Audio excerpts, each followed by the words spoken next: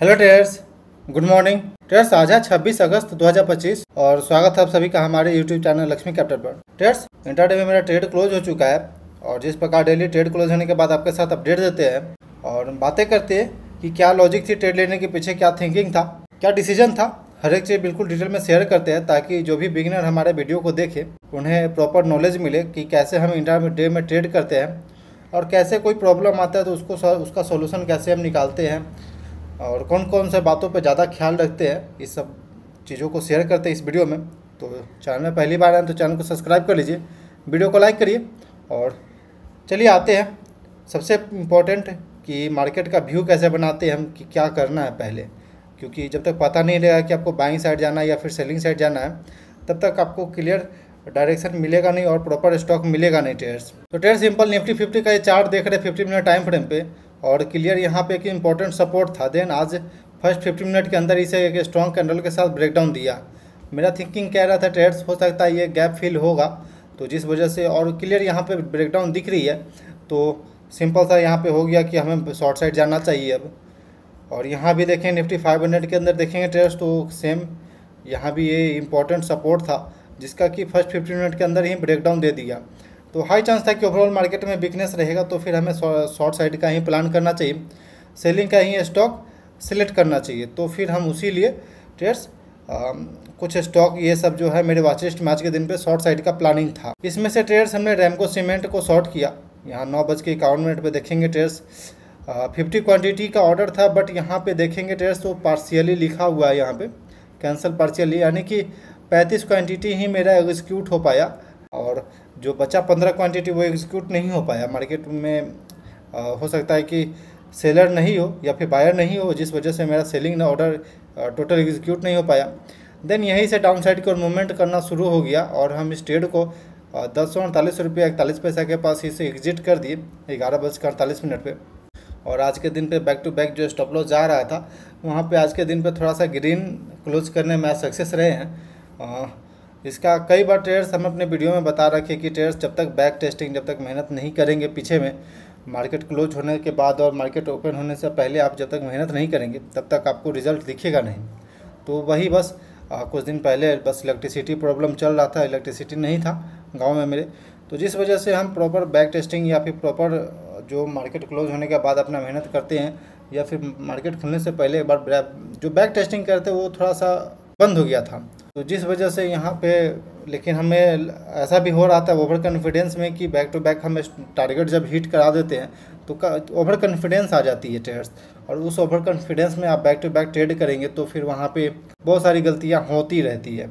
तो जिस वजह से मेरा थिंकिंग यही कह रहा था और ट्रेड्स यहाँ पे छोटा सा आज के दिन पे प्रॉफिट में हमने क्लोज कर लिया।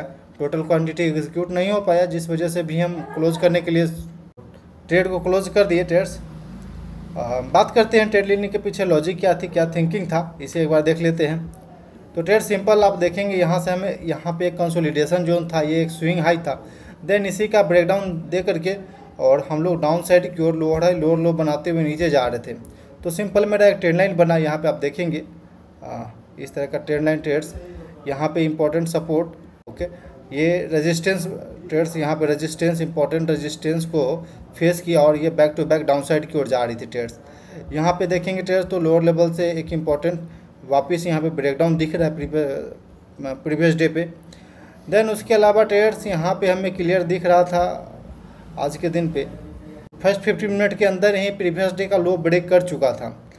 तो पहला ही कैंडल पे अगर प्रीवियस डे का लो ब्रेक कर देता तो हाई चांस रहता है कि वो स्टॉक डाउन साइड की ओर ही जाएगा। तो ये एक रिट्रेसमेंट आया, देन हम इस रिट्रेसमेंट पे शॉर्ट साइड का ही प्लानिंग किए। तो यहाँ पे हम कहीं शॉर्ट किए इस ट्रेड को, छोटा स्मॉलर टाइम फ्रेम पे आते ट्रेड्स वो दिखाते हैं।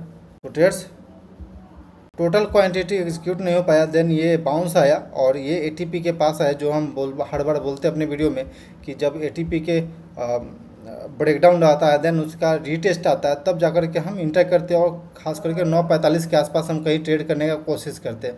देन यहाँ पे देखेंगे ट्रेड्स इस कैंडल पे हमने इंटर किया पोजीशन को, इस कैंडल पे मेरा हिट हुआ, एग्जीक्यूट होना शुरू हुआ। देन टोटल क्वांटिटी एग्जीक्यूट नहीं भी हुआ था बट लेकिन ये स्टॉक डाउन साइड की ओर चलना शुरू कर दिए यहीं से। छोटा सा मेरा रिस्क था इस ट्रेड के लिए, ज़्यादा बड़ा रिस्क नहीं था। ये स्विंग हाई के ऊपर का मेरा स्टॉप लॉस था। देन क्योंकि ट्रेडर्स रिस्क रिवार्ड को फिर हमें उतना अच्छा रिस्क रिवार्ड नहीं मिल पाता। अगर मान लीजिए हम इधर कहीं का डे हाई का रिस्क लेते हैं तो 9 रुपया 10 रुपये के आसपास रिस्क आ रहा था, उसके अगेंस्ट में हम टारगेट 10 रुपया 1:1 में अचीव कर पाना मुश्किल था ट्रेडर्स।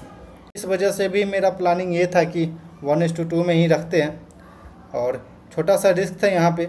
और छोटा सा रिस्क लेने के पीछे का रीज़न ये भी है ट्रेडर्स, क्योंकि बैक टू बैक जब स्टॉप लॉस हिट होता है तो थोड़ा सा ये कोशिश रहता है कि अपने आप को संभाले और अपने आप का जहाँ हम गलती करें उसको कैसे भी करके ठीक करें।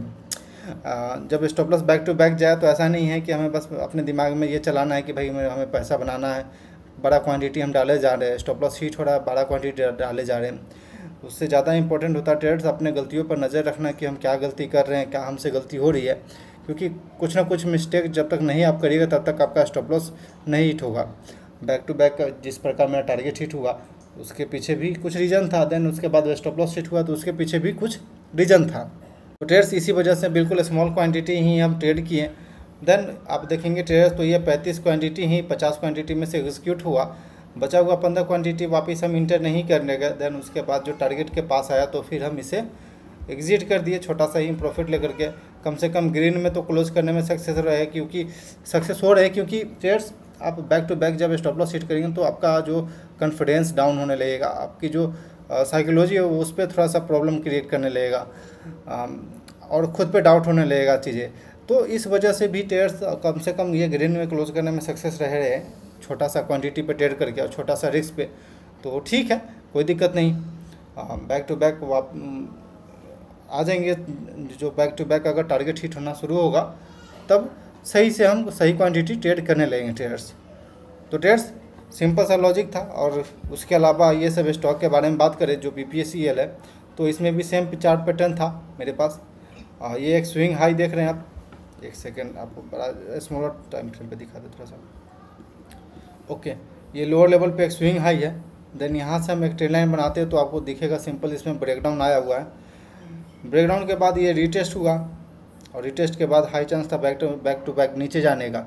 बट ट्रेड्स हम 9:45 के बाद ही ट्रेड में इंटर करते तो 9:45 तक यहाँ आ चुका था, जो कि प्रॉपर रिस्क रिवार्ड्स के साथ नहीं मिल रहा था ट्रेड, जिस वजह से हम इस ट्रेड में इंटर नहीं किए। देन उसके अलावा JSW स्टील था, सिंपल यहाँ पे लोअर हाई लोअर लो दिख रहा है। देन इसके बाद ये लो एक शार्प फॉलिंग, देन यहाँ पे एक फ्लैग पैटर्न, इसे फ्लैग पैटर्न आप बोल सकते हैं, बेयरिश फ्लैग पैटर्न इसको बोलते हैं हम लोग। देन वापस देखेंगे ये फ्लैग पैटर्न, देन इसका भी ब्रेकडाउन आया और मेरा थिंकिंग कह रहा था नीचे जाएगा, और लेकिन प्रॉपर रिस्क रिवार्ड यहाँ पे नहीं था तो फिर हम इसमें इंटर नहीं किए। इसके अलावा EU बैंक भी था मेरे पास, जिसमें कि यहाँ पे आप देखेंगे ये स्विंग हाई से आप ट्रेंड लाइन बनाएंगे ट्रेडर्स तो आपको दिखेगा कि ये ट्रेंड लाइन को रिस्पेक्ट करते हुए स्टॉक नीचे जा रही है। बट वापस ही हम लोग अपसाइड की ओर आए। अगर इस ट्रेड में अगर शॉर्ट करते तो वापस हो सकता है कि स्टॉप लॉस जा सकता था आज के दिन पे, लेकिन इसके अलावा रैमको ही हमको अच्छा लगा क्योंकि प्रीवियस डे लो को इसमें ब्रेक कर चुका था। तो जब भी प्रीवियस डे लो को ब्रेक करता है तो ये एक इम्पॉर्टेंट साइन होता है कि वीकनेस है मार्केट में और उस स्टॉक में भी वीकनेस है। तो ट्रेडर्स छोटा सा टारगेट, छोटा सा स्टॉप लॉस और बहुत सारा लर्निंग यहाँ पे हमें मिला आज के दिन पे, और आई थिंक कि आपको इस वीडियो के थ्रू काफ़ी लर्निंग मिला होगा आज के दिन पे। जो भी हम प्रॉपर नॉलेज लेते हैं, जो भी प्रॉपर हम मार्केट से गेन करते हैं, जो भी सीखते हैं, वो हर एक चीज़ हम आपके साथ शेयर करते हैं। तो चैनल में पहली बार है तो चैनल को सब्सक्राइब कर लीजिए, क्योंकि आगे भी इस तरह का लर्निंग हम शेयर करते रहेंगे। जो भी हम लाइव ट्रेड करते हैं उसके पीछे का रीज़न, उसके पीछे का लॉजिक, देन उसके अलावा ट्रेडर्स हम जो कुछ दिन के बाद से हम लाइव इंट्राडे रिकॉर्डिंग करेंगे, लाइव ट्रेड जो हम करते हैं उसको हम लाइव रिकॉर्डिंग करके भी डालेंगे। तो चैनल पे आ रहे हैं तो चैनल को सब्सक्राइब कर लीजिए, हर एक चीज़ बिल्कुल डिटेल में जानने को मिलेगा traders. Okay traders, thanks for watching this video. Please like and subscribe my YouTube channel for more updates.